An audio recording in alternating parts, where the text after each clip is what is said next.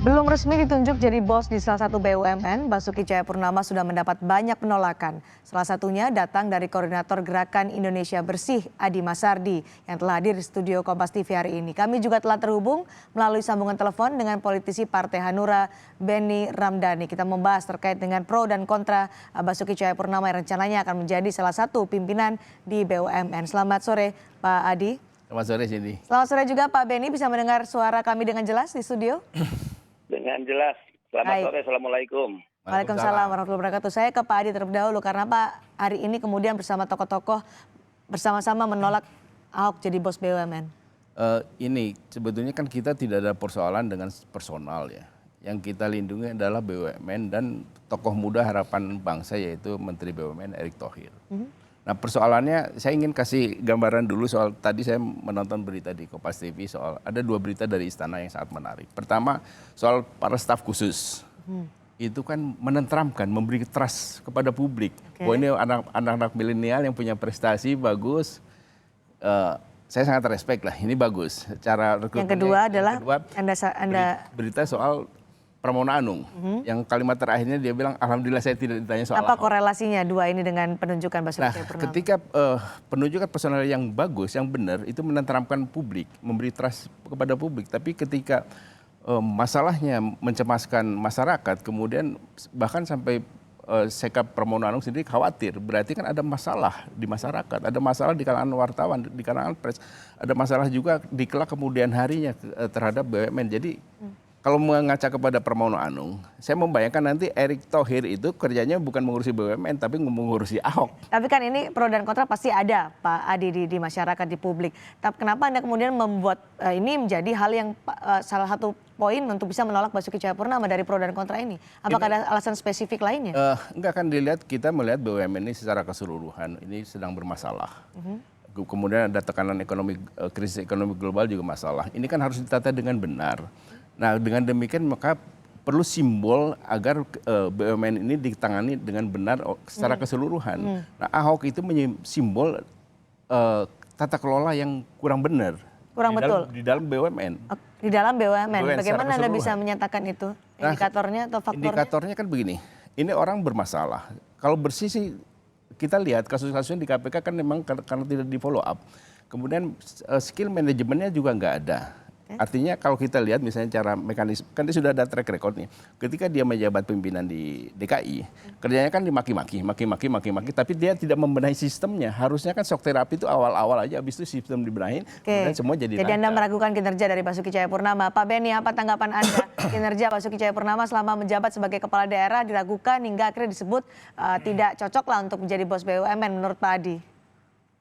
Saya menggarisbawahi ya pernyataan Bung Adi Masardi dengan kalimat saya membayangkan. Sekali lagi beliau mengatakan saya membayangkan. Nah, mungkin ini bayangan Bung Adi Masardi. Mudah-mudahan ini bukan ilusi atau fantasi menilai Ahok ya secara personality yang kemudian yang dieksplorasi, didemonstrasikan adalah lebih kepada subjektivitas.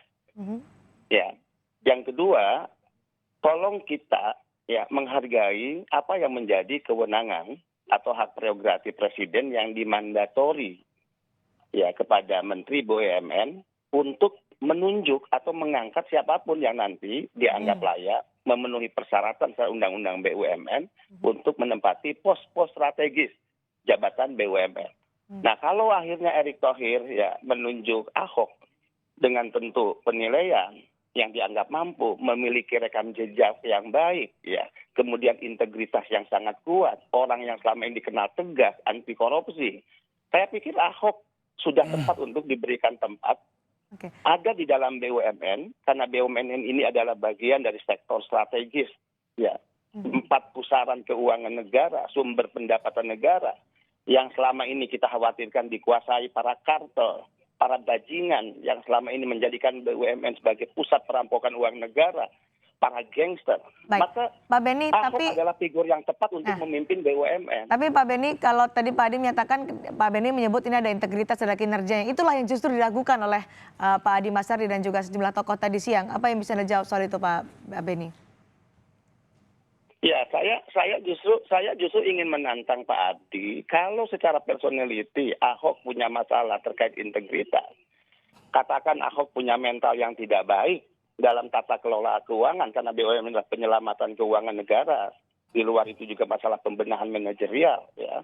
Nah, sekarang ayo kita buktikan, kalau kita terjebak pada tuduhan, pada laporan orang per orang, kemudian adanya kelompok yang menolak, Nabi aja tidak disenangi semua orang. Ya, Tuhan aja ada kelompok yang menentang. Nah, jangan Baik. ada kelompok yang menolak Ahok kemudian digeneralisir seolah-olah itu penolakan seluruh pekerja. Baik. Gitu, nggak bisa Adi. lah. Jadi Ya, begini. negara tidak boleh kalah oleh Ya. daya paksa dari sekelompok orang. Baik, Yang Pak Benny, mungkin kami juga sudah dapat kelompok-kelompok poinnya. itu punya kepentingan tertentu Ya. dari kartel dan gangster yang Baik. ingin menguasai BUMN. Baik, Pak Benny, silakan Ya, Pak Adi. soal kebersihan, integritas ini kan kita bisa lihat kasus reklamasi. Dia menurunkan namanya Suni Tanuwijaya sebagai operator di lapangan yang bikin koordinasi dengan mereka. Nah, apakah dijamin kalau nanti di Pertamina misalnya, jangan salah loh, Pertamina itu institusi BUMN yang berhubungan langsung dengan publik, sekelas dengan PLN. Nah, jadi kalau ini macam-macam, ini persoalannya menjadi lebih rumit. Terus yang kedua adalah, kalau kita menilai seseorang, kemudian menilai kinerja, kemudian menempatkan seseorang di suatu tempat, pertama kan kita harus lihat dulu visi Pak Menteri ini apa soal Pertamina. Misalnya ingin seperti Petronas, ingin mengelola ke jauh misalnya di pengembangan, sehingga kami perlu orang seperti ini. Kemudian orang seperti ini itu kriterianya ada pada Ahok, nggak masalah. Nah, ini kan nggak ada. Kemarin Pak Erick Thohir menyatakan kami butuh sosok yang pendobrak, pada saat itu menyatakan bahwa Visi, orang-orang itulah yang diinginkan untuk memimpin Visi dia soal BUMN itu apa? Khususnya soal Pertamina, mau ngapain dengan Pertamina, sehingga perlu sosok seperti Ahok itu mau apa, untuk apa? Nah, ini tidak pernah dijelaskan, jangan-jangan memang nggak ada. Nah, tapi kalau ada misalnya, sehingga yang perlu menempatkan orang ini hanya cocok buat Ahok, fine, nggak ada masalah. Nah, tapi kan ini nggak ada. Nah, Jadi penjelasan itu yang kurang menurut Anda? penjelasan itu nggak ada. Kemudian kalau kita lihat yang dibutuhkan oleh Pertamina, misalnya soal ketegasan, kalau tegas doang kemudian ngawur, kan nggak ada masalah juga, menimbulkan masalah lebih besar lagi. Nah, itu jadi memilih orang ini kan, ini sebetulnya kan kita lihat hampir di semua BUMN mekanisme rekrutmen kan seperti itu. Tapi kita nggak pernah kenal orang-orang itu. Kalau kita kenal orang-orang itu, kita bilang, contoh nih, misalnya tadi yang soal staf khusus, ini kan semua clean, semua baik. Tapi kalau ada misalnya satu yang pro LGBT atau yang satu lagi yang kampanye Islam liberal, pasti akan ada penolakan. Kita tidak melebar ke sana, kita lebih fokus ke Basuki Cahayapurnama. Tadi Pak Adi menyatakan bahwa ini kan belum teruji, artinya yang Anda ingin sampaikan. Ahok ini belum teruji ketika membenahi sistemnya dan belum tahu apa yang diinginkan oleh Menteri BUMN. Betul. Oke, saya ke Pak Benny. Pak Benny, kalau ada muncul keraguan seperti itu, Pak Benny? Halo. Ya. Ya, begini, saya tidak ingin Bung Adi Mas Adi terjebak pada subjektivitas melihat Ahok secara personel, sehingga menafikan rekam jejak, prestasi, dan sikap yang dimiliki Ahok, terlebih kalau bicara integritas. Nah, Bung Adi ini kan saya kenal mewakili Gerakan Indonesia Bersih. Nah, berarti silahkan uji Ahok, apakah Ahok cacat secara moral, apakah Ahok kotor, apakah Ahok sejak atau di saat pernah memimpin sebuah lembaga negara, di mana juga Ahok memiliki kewenangan dalam tata kelola keuangan, DKI yang sangat besar, 80 triliun misalnya, Ahok pernah terjebak pada satu kasus penggelapan keuangan, ya, kemudian juga menyalahgunakan anggaran. Ataukah Ahok pernah dihukum karena kasus korupsi? Enggak ada. Kalau kita terjebak pada bayangan-bayangan, ilusi, kekhawatiran, nah, sebatas itu saya cukup memaklumi lah kalau sebatas itu. Nah, kalau tidak jelas apa yang disampaikan oleh Pak Erick, ya saya yakin Bung Adi punya hubungan baik dengan Pak Erick, ya bisa telepon-teleponan lah. Pak Erick kenapa sih sampai menunjuk Pak Ahok? Tapi sebagai negara hukum, kita hormati apa yang menjadi kewenangan Presiden, hak prerogatif yang dimandatori kepada Menteri BUMN untuk mengangkat para pejabat di lingkungan BUMN, ya, di BUMN yang strategis misalnya. Jadi saya pikir itulah yang paling penting untuk kita lebih objektif dan tidak terjebak pada subjektivitas. Baik, tadi yang disebutkan sebagai reklamasi tidak berkekuatan hukum tetap kalau Pak Benny ingin Jadi menyatakan. begini, kalau soal pengelolaan keuangan, kita lihat misalnya pembelian bis Transjakarta yang merugikan uang negara ratusan miliar, itu ada di depan mata Ahok. Kemudian pembelian tanah DKI Tapi di kan Cengkareng, tidak kemudian itu di menjadi depan. ada keputusan yang inkrah terkait dengan hal itu. Enggak, itu kan ada Basuki kejadian. Cahayapurnama. Kejadiannya kan ada. Kemudian pembelian tanah sumber waras itu ada di depan mata Ahok.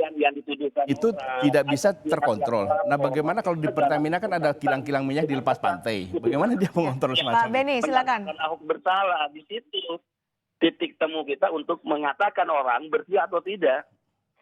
Ya, saya katakan tadi, ini negara hukum lah. Apakah negara harus tunduk pada pandangan orang? Terlebih jika pandangan itu sakwa sangka, ya kan, kecurigaan, kekhawatiran. Maka jika ingin melihat orang bersih, mampu tidak memimpin, rekam jejak harus dibuka. Pernahkah dia mendapatkan putusan yang kemudian menyatakan bahwa dia bersalah dalam kasus tertentu, misalnya katakan korupsi. Yang disampaikan oleh Pak Adi tadi kan karena ada dugaan, karena ada laporan. Yang saya tanya dan tantang adalah adakah putusan hukum dari masalah-masalah yang dikatakan dugaan yang dilaporkan orang, ada kejadian. Nah, ini yang saya katakan, saya khawatir kita terjebak pada ilusi yang lebih jauh pada fantasi gitu ya. Untuk mengatakan orang ini tidak bersih, orang cacat moral, dia ini koruptor, dia ini maling, dia ini penjahat. Tapi sesungguhnya itu hanya berputar pada ruang kepala kita yang sangat kecil ini dari fisikly seorang manusia yang tidak lagi kita melihat bahwa ini negara hukum. Itu yang paling berbahaya. Kan belum ada putusan yang disebutkan tadi Pak Adi. Jadi begini, memang bersalah atau tidak bersalah itu keputusan pengadilan. Tetapi tidak bisa hanya karena belum diadili kemudian dianggap bersih. Itu loh persoalannya. Jadi karena tidak diadili kemudian kita anggap bersih hanya karena dalam konteks ini ya KPK tidak memprosesnya. Malah komisioner KPK malah bangga foto-foto bersama dengan Ahok. Ini kan ironis buat di negara hukum kita. Ya kalau begitu siapa dong lembaga yang harus menyatakan seseorang bersih? Apakah itu adalah lembaga yang Bung Adi pimpin? Kan tidak juga. Jadi itu punya kalau itu tidak ada, ya memang tidak diteruskan untuk kasus seperti itu. Nah persoalannya kan kenapa tidak diteruskan? Oke, tapi Pak Beni, Anda melihat dengan apa yang disampaikan oleh Pak Adi terkait dengan tadi kalau Pak Beni menyebutkan dugaan-dugaan, prasangka-prasangka itu apa yang bisa Anda jawab Pak Beni?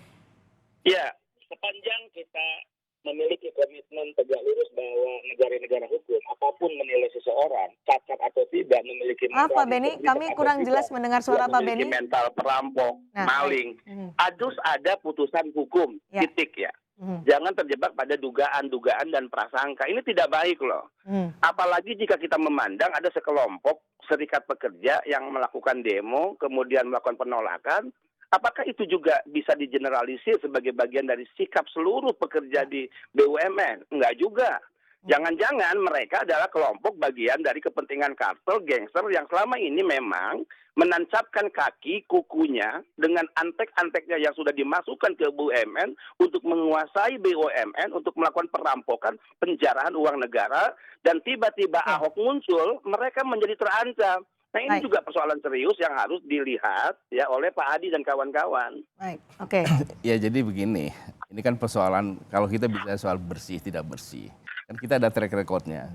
Ada teman saya Marwan Batura bikin buku kasus-kasus Ahok lengkap dengan data-data. Tapi itu kan kembali lagi tidak ada putusan terkait itu, tidak ada proses hukumnya yang tidak bisa hanya karena tidak diproses oleh aparat hukum kemudian orang ini dianggap bersih. Ya. Kan ini ada tanda-tanda, fakta-faktanya kan ada. Contoh misalnya ketika ada dana 30 miliar untuk teman-teman Ahok, kemudian ini bahaya loh. Kalau Agus Rajo bilang ini akan kita follow up, tapi faktanya tidak ada. Tahan dulu Pak Beni, nanti saya akan beri kesempatan kepada Pak Beni. Tahan dulu, silakan diteruskan. Nah, jadi persoalan-persoalan ini kan yang saya omongkan ini kan sudah diangkat ke publik semua oleh media-media. Tapi kan tidak direspon oleh instrumen hukum. Nah yang saya nggak paham itu kan juga soal KPK ini. Kenapa tidak diteruskan malah komisionernya foto-fotoan sama Ahok ini maksudnya Pak Beni, apa? silakan ditanggapi. Ya. Pernyataan Bung Adi itu bahaya loh. Beliau mengatakan ada fakta-fakta. Sekali lagi pernyataan Bung Adi berbahaya dan mengandung konsekuensi untuk digugat secara hukum jika Ahok ya merasa keberatan. Beliau menyatakan ada fakta-fakta. Berdasar apa? Berdasar buku yang ditulis oleh saudara Marwan Batubara.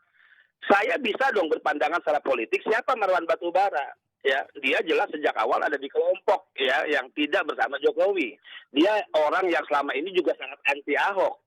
Tapi apakah karena catatan, tulisan, mungkin saja itu imajinasi, mimpi yang dikonstruksikan dalam tulisan sebuah buku bisa dikatakan sebagai fakta? Enggak lah.